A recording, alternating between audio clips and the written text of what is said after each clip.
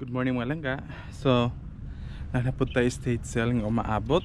So, karon mag-loading ta sa mga tables nga atong gamiton para i-display ang mga atong ibaligya. So, let's get started. So, maunang mga lamisa nga atong gamiton ng mga langga sa atong estate sale na atay 8 ka total nga lamisa mga langga. So, wala pa mi nag-expect kung unsa bagod kadaghan ang mga gamit nga naa sulod sa balay, pero nagdala na lang ta enough for today. So, na-load na nato mga tables mga langga.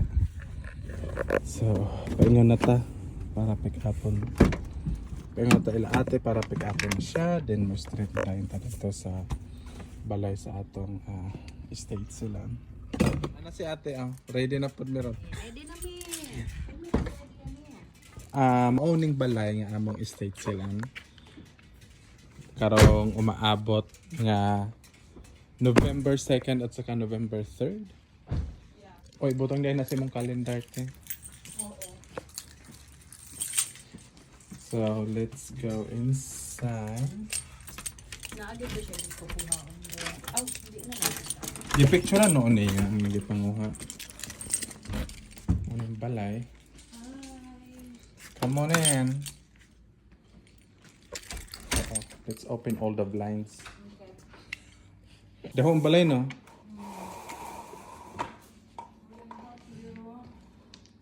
I'm sorry of what happened to you.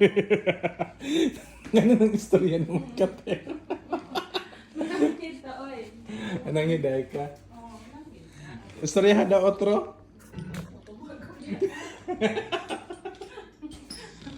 Okay na to? Okay na dahil ito. Gamay lang, God. Introduction na dahil introduction. So yeah, this is the dining area, mga langga. That's the kitchen. It's a nice house. Yeah, it's a nice backyard. It's big. Yes. It's humongous. Biskot mo para man akong likuan. Hindi ko mangihi, hindi ko malibang. Asa dire? Uy, limpyo kayong balay din. Wala man sa anak doon. Wala dahil sana. Si mga kabinete, dili man kayo daghan ang gamit go. You are so clean. Yeah, she is. She is clean. So, napaka-organize siyang balay. Oh, naidako nga TV. Mirror. So, first bedroom. Right here. First bathroom. That I don't know, te. Ang dali. Dako ko yung bathroom niya, te. Yeah. Master bedroom. Ay, gitang-tang ang carpet, no? Yeah, gitanggal. So na.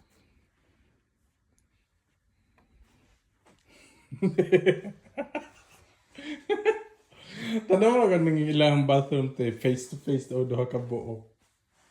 I want a bathroom like this. Para mag-separate mi ni James. Office.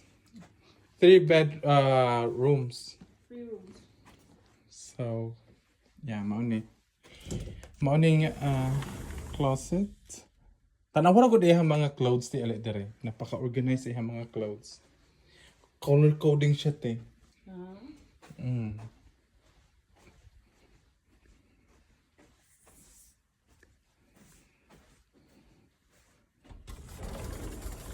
See?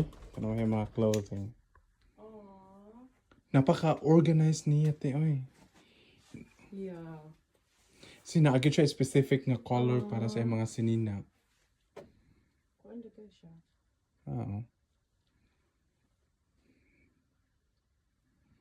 Wow, what a shoes. Man, daghan ka ay. Dag- Parehas na siya nato, doy. Mao good. Una pa, Daghan na ba kayo siya kanang mga kuan, oh? Signature. Signature bito yung mga shoes. Sa lalaki nila. Ha? Yes. Sa lalaki, supposedly. Yeah, sa lalaki. Kagamay raman. So, ano ito sa garahe, te? Huwag dito siya na kuan, no?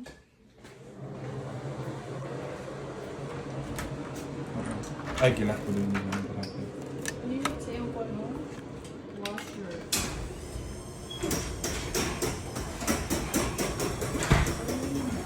Yeah. Look how organized she is. Ha? Isulod na ko ang tables. Oh. Oh my goodness. Napaka-organized niya. Ano lagi oh? Pangalan. Street decoration. Up, parang may bawal na asa. Mau gani. Down, asang ablihanan. Oh my goodness. Organized kay siya no. Yeah. Safari pillow, wedding stuff, Christmas, wedding basket, kitchen. Wow. She is really clean. Si Mary Rose, sige pangitaan niya oh. O karon daghan karon sa stage so. I like the toolbox. Ha? Kasi mga vintage siya ba? Asa? Sa lalaki siguro na. So karon we're gonna start working sa kitchen. Ano di ay i-unload sa nato ang mga tables sa sakyanan. Ibutang nato dire sa garahe. So let's get started.